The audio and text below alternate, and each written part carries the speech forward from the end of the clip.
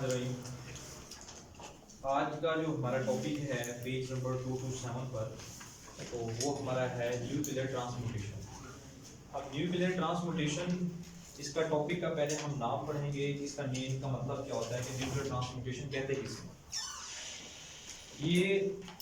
ये भी एक प्योर जो है न्यूक्लियर फेनोमेना है। क्या है ये? Pure nuclear phenomena.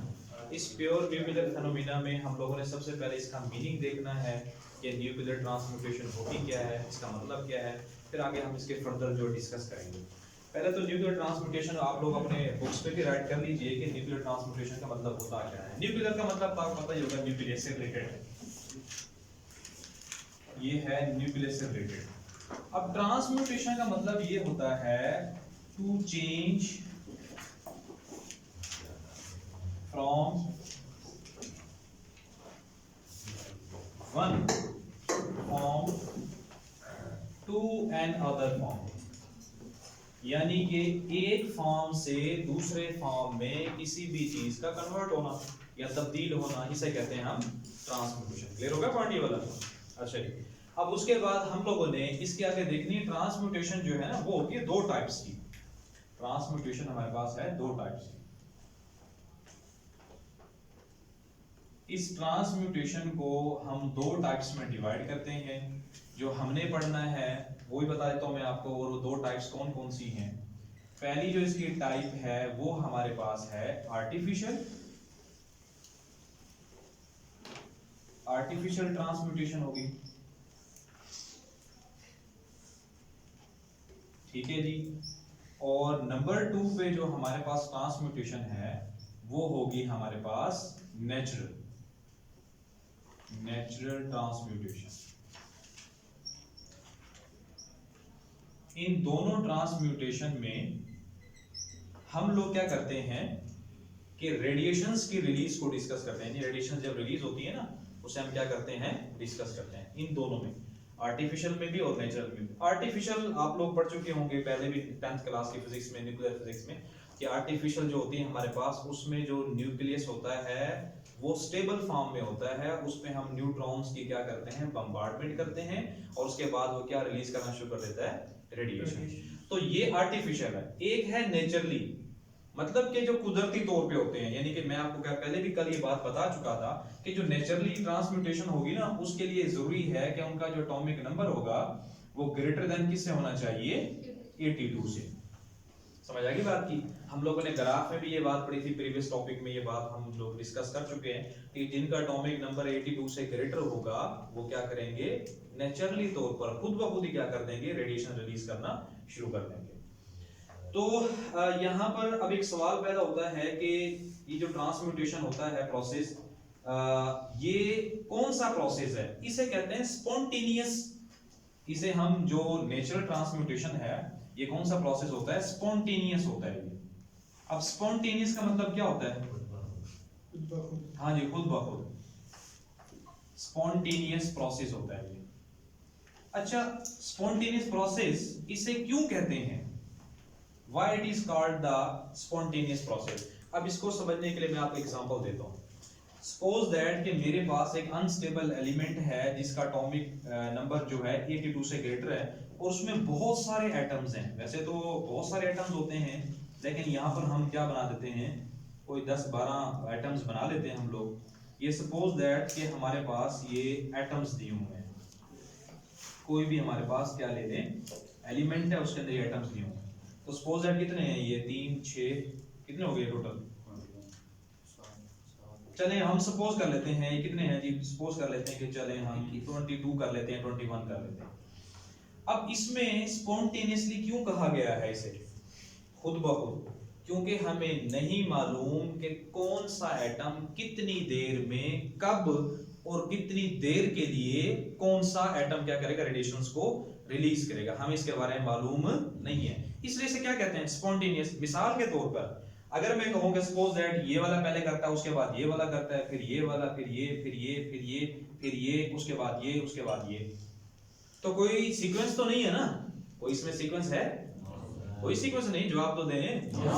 कोई सीक्वेंस नहीं है। जब इसमें कोई सीक्वेंस नहीं है तो इसलिए हम कहेंगे ये खुद ब खुद प्रोसेस हो रहा है और हमें नहीं मालूम कौन सा एटम इसके बाद फिर कौन सा होगा, कितनी देर के लिए होगा, इस बारे में हमें कोई भी मालूम नहीं है, कुछ भी इस बारे में मालूम नहीं है। तो जब हम इसके बारे में कुछ मालूम नहीं है तो इसका मतलब इस प्रोसेस का नेम क्या होगा? Spontaneous process. ठीक है जी। अच्छा, इसमें जो है कुछ बातें और भी हैं, ये जो हम नेचुरल जो न्यूक्लियर ट्रांसम्यूटेशन पढ़ेंगे इसमें कुछ बातें और भी हैं। उसमें 2-3 बातें हैं छोटी छोटी सी, बट वो आपको अपने माइंड में रखनी है। वो कौन कौन सी बातें हैं जी हमारे पास? इसमें जब हम ट्रांसम्यूटेशन को डिस्कस करेंगे ना तो इसमें हमारे पास एक होगा पेरेंट एलिमेंट। पेरेंट एलिमेंट किसे कहेंगे हम लोग? और उसके बाद हम डिस्कस करेंगे डॉटर एलिमेंट को। 2 चीजें नहीं हमारे पास, डॉटर एलिमेंट। तो पहले हम डिस्कस कर लेते हैं कि पेरेंट एलिमेंट किसे कहते हैं। समझ आएगी बात? क्या कहते हैं पेरेंट एलिमेंट किसे कहते हैं? यानी कि बिफोर रेडियो एक्टिव डिके, यानी न्यूक्लियर ट्रांसम्यूटेशन का मतलब मैंने क्या बात बताया था? To change from one form to another form. एक फॉर्म से क्या हो जाए वो दूसरी फॉर्म में कन्वर्ट हो जाए। मिसाल के तौर पे मैं अगर एग्जांपल देके बताऊं आपको कि ये मेरे पास कोई क्या था जी, एलिमेंट था। इसने क्या की? रेडिएशन रिलीज करना शुरू कर दी। ये रेडिएशन रिलीज करने के बाद ना सपोज दैट इस फॉर्म में आ गए। अभी क्लियर हुआ पॉइंट? नहीं हुआ? बोले ना? Yes sir. तो ये हमारे पास ये जो था एलिमेंट, ये पहले इनिशियल स्टेज में है, इसने रेडिएशन रिलीज की है और इस फॉर्म में आ गया। तो इसका मतलब क्या होगा? ये वाला एलिमेंट क्या कहलाएगा हमारे पास? पेरेंट एलिमेंट कहलाएगा, और ये वाला क्या कहलाएगा?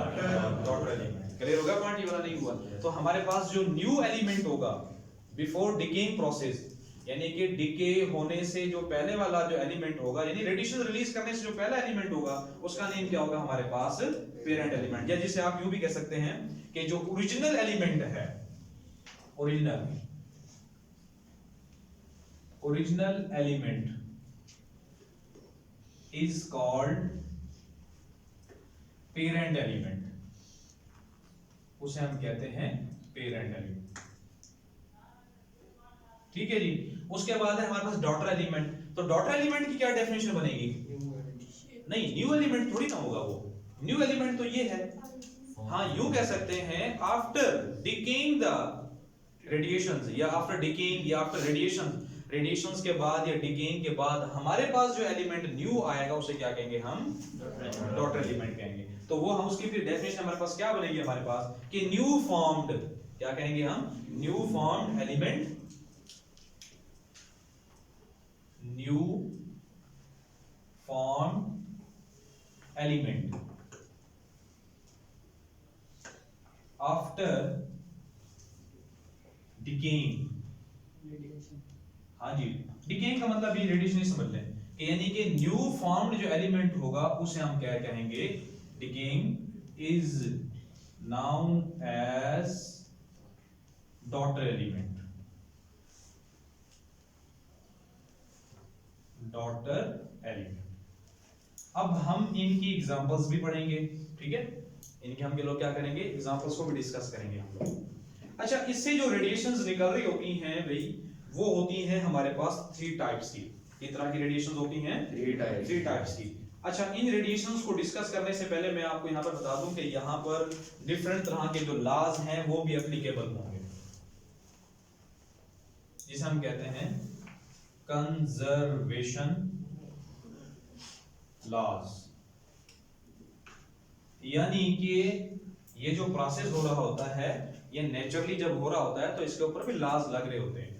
उनमें कौन कौन से लॉज लग रहे होते हैं? पहला जो है, यानी कि डिफरेंट तरह के लॉज लग रहे होते हैं। उनमें है law of conservation of energy, एक इसमें ये लॉ लग रहा होता है, और दूसरा लॉ लग रहा होता है law of conservation of mass लग रहा होता है इसमें, ओके।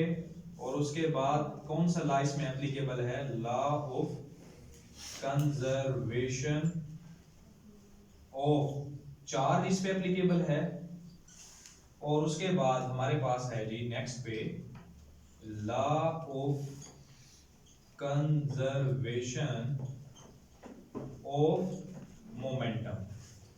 ये जी लॉज इनके ऊपर एप्लीकेबल्स हैं ये वाले। ये चैप्टर नंबर 19 में ना 19 और 20 के अंदर ये दो हैं बड़े, एनर्जी वाला और मोमेंटम वाला, ये दो मैं आपको बता दूंगा, यानी कि law of conservation of mass और law of conservation of charge. ठीक है, ये चैप्टर नंबर 19 और 20 में है, क्योंकि हम 21 कर रहे हैं तो इसमें यहाँ पर हम देख लेते हैं। अच्छा, इसमें अब जो रेडिएशंस रिलीज हो रही होती हैं वो 3 तरह की रेडिएशंस रिलीज होती हैं, इनको जरा गौर से समझना है आपने। कितने तरह की रेडिएशन रिलीज होती है? 3 तरह की। तो अब हम डिस्कस करते हैं जिनको बोला रेडिएशंस को। अच्छा, उन रेडिएशंस को हम जब डिस्कस करेंगे तो उनकी हम जनरल एग्जांपल्स को भी देखेंगे और उसके अलावा जो एक्चुअल एग्जांपल्स हैं उनको भी देखेंगे और उनकी कुछ प्रॉपर्टीज हैं उनको भी डिस्कस करेंगे। तो वो 3 रेडिएशंस कौन कौन सी होती हैं जी? एक होगी अल्फा, दूसरी क्या होगी हमारे पास? बीटा, और तीसरी क्या होगी? गामा रेडिएशंस होगी। ये 3 तरह की रेडिएशंस क्या हो रही होती हैं, इसमें से क्या हो रही होती हैं? एमिट हो रही होती है। अब पहली जो रेडिएशंस है उसको जरा हम डिस्कस कर लेते हैं जी, अल्फा रेडिएशंस को। वो अल्फा रेडिएशंस हमारे पास कैसे होती है, किस तरह से निकल रही होती है, जरा इसको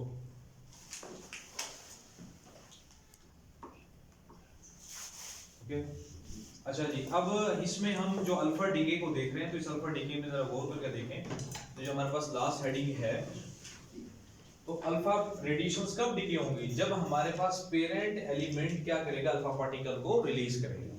जब ये अल्फा पार्टिकल को रिलीज करेगा तो इस डीके को हम क्या कहेंगे? Alpha radiation. जैसे कि मैंने आपको यहाँ पर एग्जांपल देके बताई थी कि ये सपोज दैट हमारे पास अल्फा रेडिएशन रिलीज हो रही है, तो ये जो निकलेंगी ना इस एलिमेंट के किससे निकलेंगी? न्यूक्लियस से निकलेंगी। कहां से निकलेंगी? न्यूक्लियस से निकलेंगी। ये आपने बात याद रखनी है। अच्छा, जब ये अपना रेडिएशंस एमिट हो रही होंगी तो इसमें चेंजेस किस तरह की आ रही होंगी? तो वो चेंजेस इस तरह से आ रही होंगी कि हमारे पास जैसे ही अल्फा पार्टिकल रिलीज होगा तो इसमें हमारे पास जो चार्ज नंबर है वो क्या हो जाएगा? डिक्रीज हो जाएगा 2, और जो इसका मास नंबर है वो क्या हो जाएगा? इंक्रीज कितना हो जाएगा? 4 हो जाएगा। अब जरा इसकी हम जो है वो चेंजेस देख लेते हैं कि इसमें चेंजेस क्या आती हैं। तो चेंजेस में आप लोगों ने क्या बात राइट करनी है? चेंजेस में ये बात बतानी है आपने कि हमारे पास जो इसका एटॉमिक मास है, एटॉमिक मास वो हो चुका होता है डिक्रीज। क्या हो चुका होता है? बोले डिक्रीज। कितना हो चुका होता है? 4। और जो एटॉमिक नंबर है वो कितना हो चुका होता है हमारे पास? 2। क्लियर हुआ नहीं हुआ? ये एटॉमिक मास हमारे पास डिक्रीज हो चुका होता है 4, और अपना एटॉमिक नंबर जो डिक्रीज हो कितना हो चुका होता है? 2। अब इसके अगर हम जनरल इक्वेशन राइट करें तो हमारे पास इसकी जनरल इक्वेशन ये पेज नंबर 227 पर आपको गिवन है। ये जो x दिया हुआ है पहले, फिर हम यहाँ लिखेंगे जनरल इक्वेशन, और उसके बाद फिर नीचे जो इक्वेशन दी हुई है ना ये रेडियम वाली, तो ये इसके पास कौन सी इक्वेशन है इसकी? ये जनरल इक्वेशन तो नहीं है, ये हमारे पास क्या है? इसकी एक्चुअल इक्वेशन हमारे पास है। तो इसमें अगर हम जरा गौर करके देखें तो हमारे पास कोई भी इक्वेशन बना के उसने दी हुई है और वो इक्वेशन का नेम क्या रखा हुआ है उसने? जनरल इक्वेशन दी गई है। तो जनरल इक्वेशन हमारे पास क्या बनेगी? जनरल इक्वेशन वो हमारे पास कुछ इस तरह से बनेगी कि x कोई भी एलिमेंट है हमारे पास, कुछ भी हो सकता है, वो यूरेनियम, पोलोनियम, थोरियम, रेडियम, कोई भी हो सकता है हमारे पास। तो इसमें अगर जरा गौर कर देखें तो ये हमारे पास जो A होता है ये किसको बताता है? एटॉमिक मास को, और Z किसको बताता है? एटॉमिक नंबर को। तो जैसे ही ये X एलिमेंट रेडिएशंस रिलीज करेगा जिसे आप पेरेंट एलिमेंट कहते हैं, जैसे रिलीज करेगा तो किस में कन्वर्ट हो जाएगा? Y में। तो इसका एटॉमिक मास में से कितना डिक्रीज हो जाएगा जी? 4 डिक्रीज हुआ है तो -4 करेंगे ना, और इसी तरह ये क्या हो जाएगा? Z-2, और हमारे पास फिर क्या मिलेगा? हीलियम। एक्चुअली हीलियम क्या है? अल्फा पार्टिकल ही समझ लें। हीलियम क्या है? Alpha particle. यही इसे आप अल्फा भी कह सकते हैं। ये 4 और ये क्या हो जाएगा? 2 हो जाएगा। इसे आप यूं लिख लेंगे अल्फा पार्टिकल, यानी यूं समझ लें कि अल्फा पार्टिकल हीलियम न्यूक्लियाई है। समझ आ गई बात? क्या है? Helium nuclei. तो इसका अब जरा ये हमारे पास कौन सी इक्वेशन हो गई जी? जनरल। अगर हम इसके एग्जांपल को देखें तो वो हमारे पास इसकी एग्जांपल क्या बनेगी?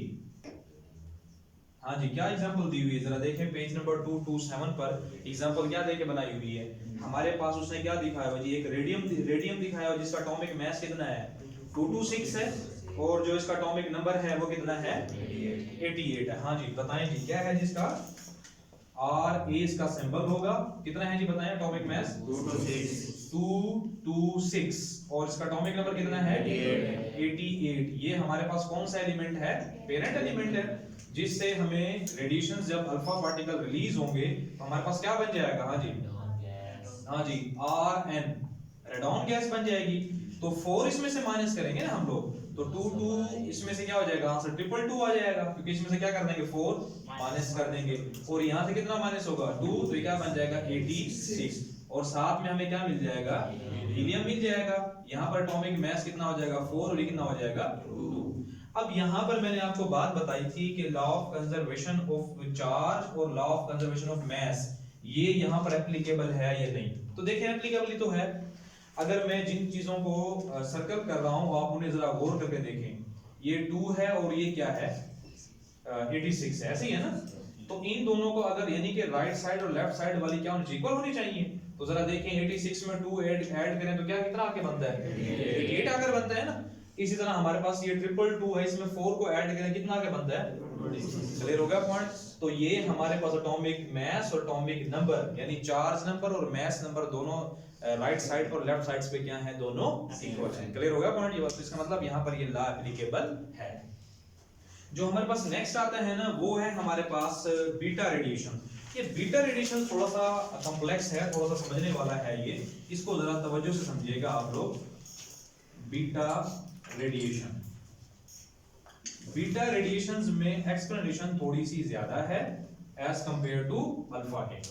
अब इसमें अगर जरा गौर करके देखें तो हमारे पास सबसे पहले हम इसको अगर डिफाइन करें तो वो डेफिनेशन क्या बनेगी, मैं कंसेप्चुअल बात ही राइट कर देता हूं कि जब when parent element decay alpha particle, अब यहां पर क्या लिखेंगे व्हेन पेरेंट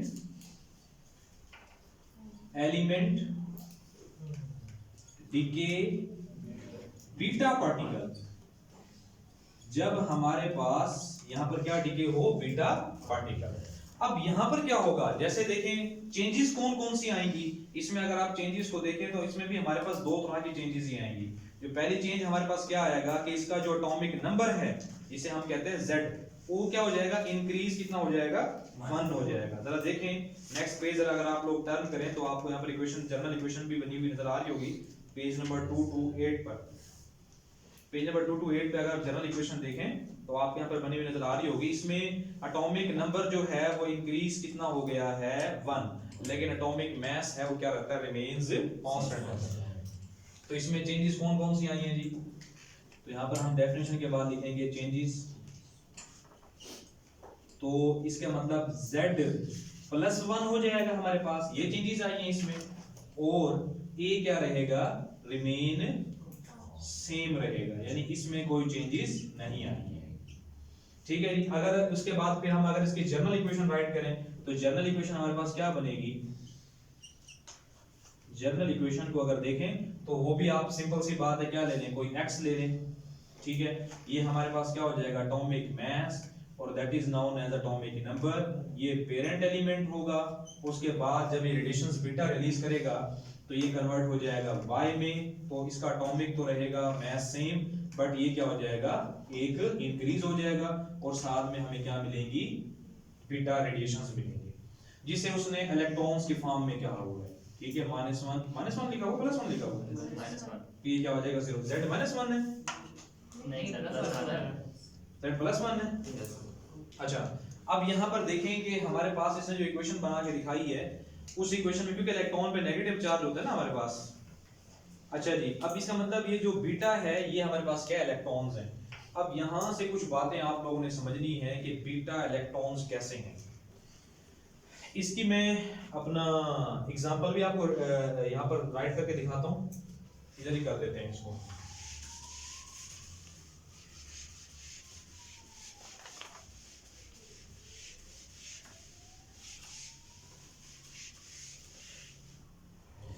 इस बीटा रेडिएशंस को जरा गौर से देखें तो हमारे पास मैंने कहा है ये इलेक्ट्रॉन्स हैं, अब इलेक्ट्रॉन्स, चलें इसको, इस बात को समझने से पहले हम लोग ना इसकी एग्जांपल ले लेते हैं। अगर हम इस एग्जांपल देखें तो ये आपको थोरियम की एग्जांपल नजर आ रही होगी, पेज नंबर 228 पर थोरियम की एग्जांपल नजर आ रही है। अच्छा, इसमें देखें कि थोरियम में, और उसके बाद हमारे पास जो नेक्स्ट दिया हुआ है वो क्या है जी, कौन सा एलिमेंट है, प्रोटेक्टिनियम। प्रोटेक्टिनियम का एटॉमिक मास तो रहा है सेम, लेकिन एटॉमिक नंबर क्या हो चुका है, इसका चेंज हो चुका है। तो पहले हम इसकी जनरल एग्जांपल देख लेते हैं हम लोग जी। वो एग्जांपल क्या है, राइट करवाइए जरा मुझे। हाँ जी, इसमें राइट कराएं थोरियम वाली। 234। हाँ, एटॉमिक मास कितना है, 234। तो एटॉमिक नंबर कितना है, 90 90 है, 91 है, 90 है सर। अच्छा, ये हमारे पास कौन सा एलिमेंट है, पेरेंट है। और उसके बाद फिर हमारे पास जो नया बनेगा, क्या बनेगा, कौन सा है हमारे पास, PAG। हाँ जी, ये तो रहेगा सेम 234। देखिए जरा गौर करके, तो सेम ही है ना हमारे पास, लेकिन इसमें क्या हो जाएगा, एक इजाफा हो जाएगा, और वो कितना हो जाएगा हमारे पास, 91 हो जाएगा। और साथ में क्या मिलेगा, एक इलेक्ट्रॉन, जिसका एटॉमिक मास तो चेंज नहीं होगा, लेकिन एटॉमिक नंबर क्या हो चुका होगा, चेंज हो चुका है। अब यहां पर भी हम लोग क्या करते हैं, यहां पर भी अगर हम देखें law of conservation of mass और law of conservation of charge, हाँ तो इक्वल होते हैं। 234 में 0 को ऐड करें तो 234 आएगा, 91 में से एक माइनस करें तो कितना आ जाएगा, 90 आ जाएगा। क्लियर होगा पॉइंट वाला। अब यहाँ पर जरा गौर करके देखें तो मैंने आपको एक बात बताई थी कि ये जो है न्यूक्लियर फेनोमेना है। न्यूक्लियर फेनोमेना का मतलब पता क्या होता है, यानी कि ये सारी रेडिएशंस कहां से निकल रही होती हैं, न्यूक्लियस से निकल रही होती हैं। अब सवाल ये पैदा होता है कि अगर ये न्यूक्लियस से निकल रही हैं तो फिर तो इलेक्ट्रॉन को कहां होना चाहिए, न्यूक्लियस में से होना चाहिए ना इलेक्ट्रॉन को। लेकिन हम लोगों ने तो जो पढ़ा हुआ है, बचपन से हम लोग पढ़ते आ रहे हैं, ये हर क्लास, छोटी क्लासेस में हम लोग पढ़ते आ रहे हैं कि अगर हमारे पास ये कोई क्या है, एटम है, और इस एटम के अंदर ये न्यूक्लियस है, न्यूक्लियस में क्या होते हैं, प्रोटॉन और क्या होते हैं, न्यूट्रॉन्स होते हैं, और यहाँ पर क्या घूम रहे होते हैं भाई, इलेक्ट्रॉन घूम रहे होते हैं ना। तो इलेक्ट्रॉन के ऊपर चार्ज कौन सा होता है, नेगेटिव। तो हमने कहा है कि ये सारी रेडिएशंस कहां से निकल रही हैं, तो न्यूक्लियस से निकल रही होती है सारी रेडिएशन। लेकिन इन रेडिएशंस को अगर हम देखें, ये मैं कहता हूं अल्फा और ये कहता हूं मैं बीटा, तो अल्फा पे तो हो गया पॉजिटिव चार्ज, चले हमें समझ आती है कि भी ठीक है, न्यूक्लियस से पॉजिटिव चार्ज होता है, तो हमें समझ आती है ठीक है, अल्फा तो वहां से निकल रहा है। लेकिन ये जो बीटा पार्टिकल्स हैं, इन पे मैंने कहा है कि इन पे कौन सा चार्ज होता है, नेगेटिव। ये भी कहां से निकल रही हैं, तो ये कैसे पॉसिबल है, ये तो मुमकिन नहीं है। तो फिर तो हमारी सारी थ्योरीज क्या हो जाएंगी, गलत हो जाएंगी ना। कि हम कहते हैं कि इलेक्ट्रॉन जो रदरफोर्ड ने, बोहर ने जो एक्सपेरिमेंट्स के हमें जो पीछे हम जो थ्योरीज पढ़ के आए हैं वो सारी गलत हो जाएंगी। कि वो कहता है कि इलेक्ट्रॉन्स भी कहां से निकल रहे हैं, न्यूक्लियस से, बट ऐसा तो पॉसिबल नहीं है। बीटा एक्चुअली रेडिएशन है, बीटा क्या है, रेडिएशन। यानी कि ये रेडिएशंस के मींस यूं समझने के पार्टिकल नेचर भी रखता है ये। तो ये इसका मतलब ये हो गया कि न्यूक्लियस से तो फिर नहीं निकल रहा है ये।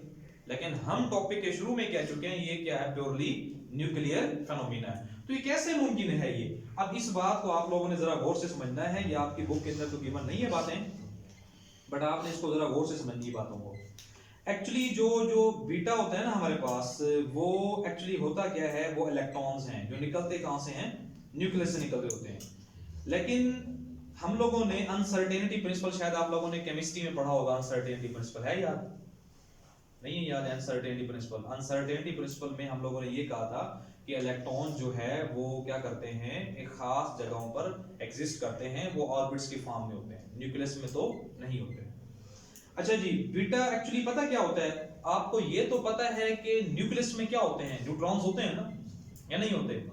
बीटा में एक्चुअली क्या होते हैं, न्यूट्रॉन्स। ये जो सॉरी, न्यूक्लियस में क्या होते हैं, एक्चुअली न्यूट्रॉन्स होते हैं। ये न्यूट्रॉन्स की वजह से ही बीटा पार्टिकल्स बन रहे होते हैं।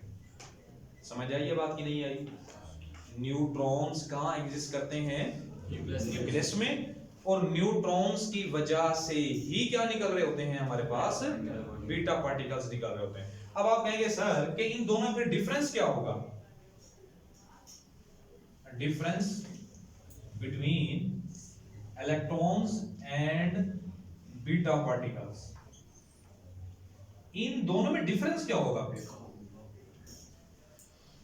अब इन दोनों में डिफरेंस जो है वो यहाँ पर मैं राइट करने जा रहा हूं। तो पहले मैं बता देता हूं कि बीटा के बारे में, और फिर हम डिस्कस करेंगे इलेक्ट्रॉन्स के बारे में।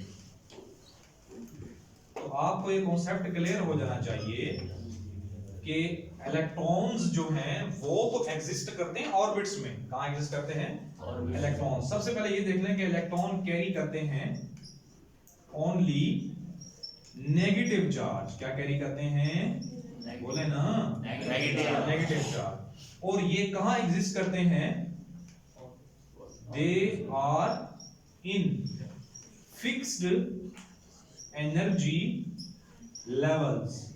ये कहां होते हैं? फिक्स एनर्जी, यानी जिसे आप कहते हैं ऑर्बिट्स कहते हैं जिन्हें आप। ये कहां एग्जिस्ट करते हैं? ऑर्बिट्स। अगर हम बीटा पे आ जाएं तो ये जो बीटा हमारे पास रेडिएशंस हैं, ये बीटा पार्टिकल्स हैं, ये कहां पे होती हैं? ये हमारे पास कैरी करती हैं जी चार्ज।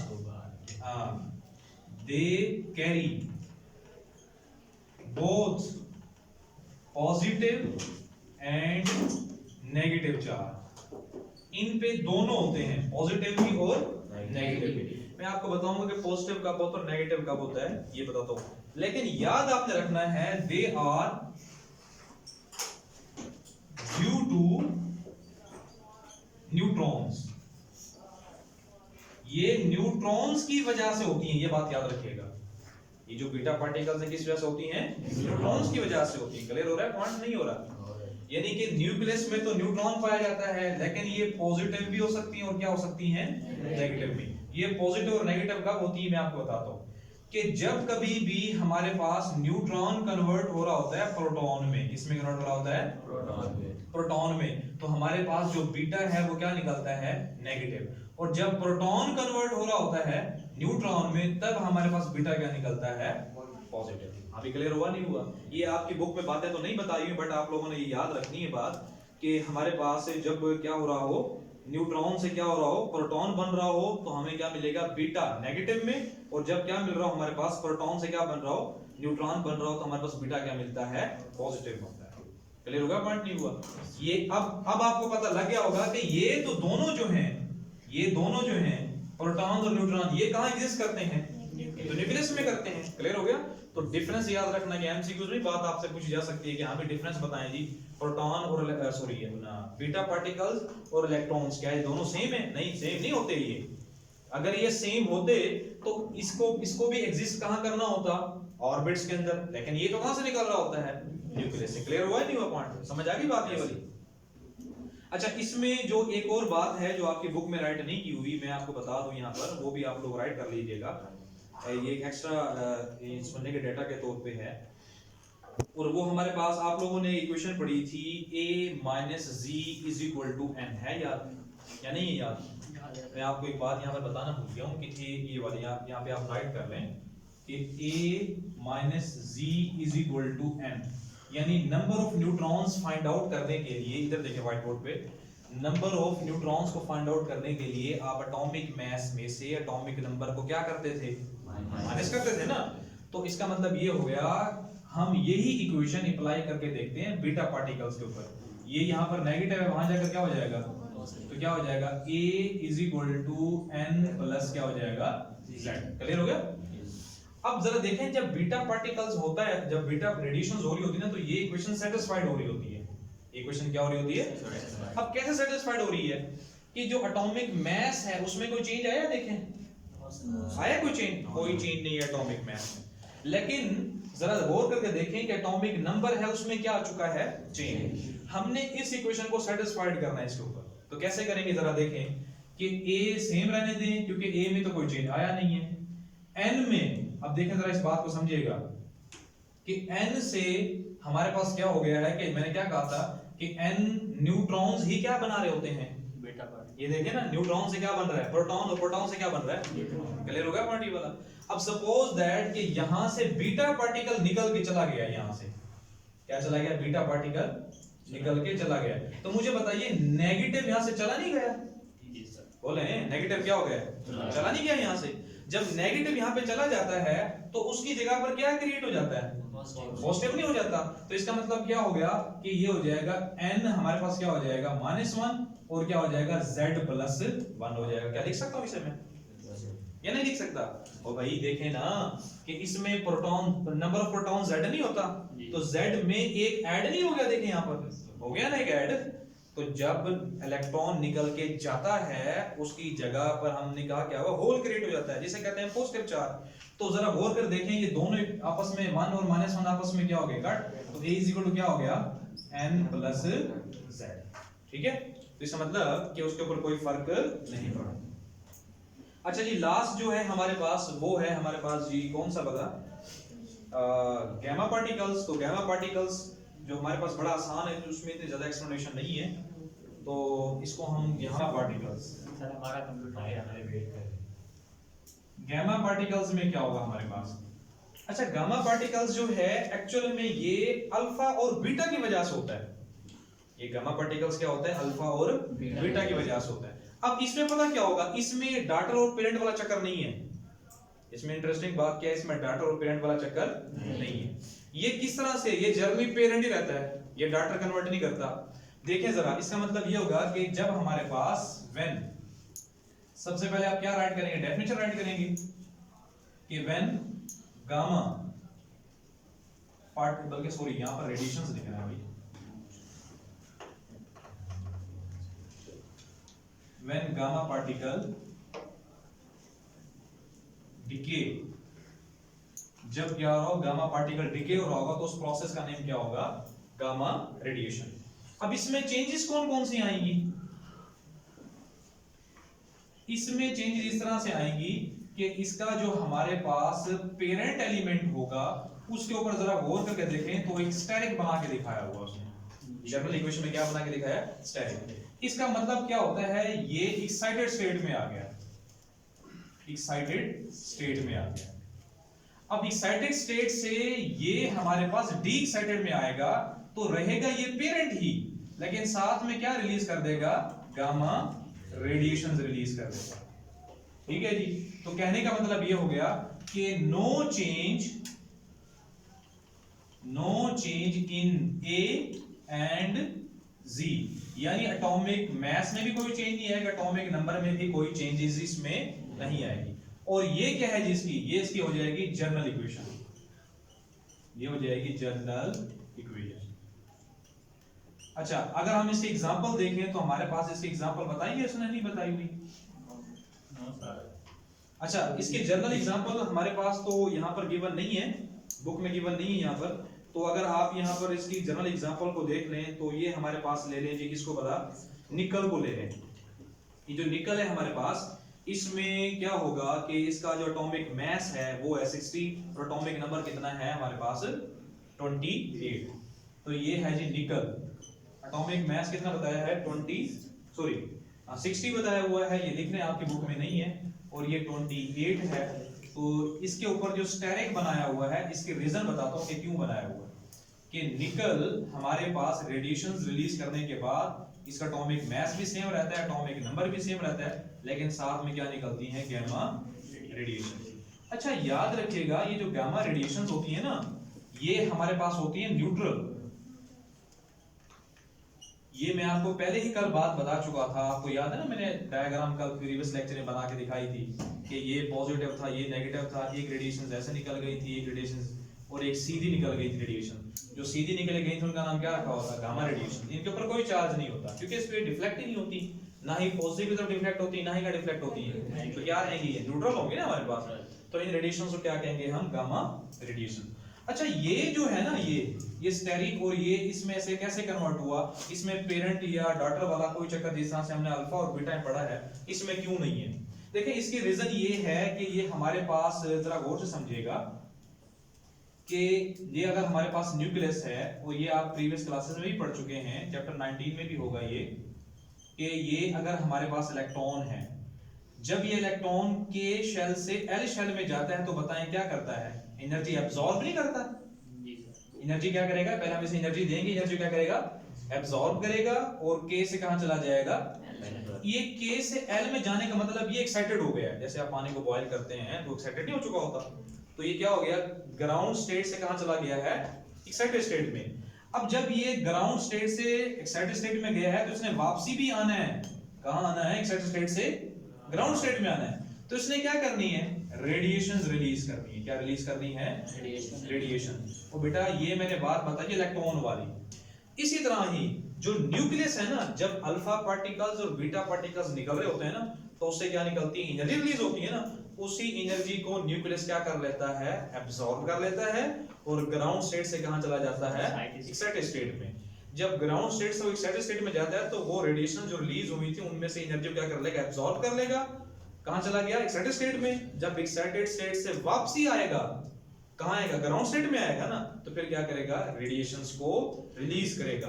तो तब जो रेडिएशन रिलीज होंगी उन्हें आप क्या कहेंगे, अल्फा सॉरी गामा रेडिएशंस कहेंगे। तो इसका मतलब ये हो गया कि ये जो गामा रेडिएशंस होती हैं ये ड्यू टू किसकी वजह से होती हैं, अल्फा और बीटा की वजह से होती हैं। और याद रखिएगा ये बहुत ज्यादा हाई एनर्जी की रेडिएशंस होती हैं, ठीक है। और इनकी जो वेवलेंथ होती है वो क्या होती है, वेरी स्मॉल होती है। क्या होती है, वेरी स्मॉल होती है। और इनके अंदर एनर्जी क्या होती है, बहुत ज्यादा होती है। क्लियर हो गया पॉइंट ये वाला?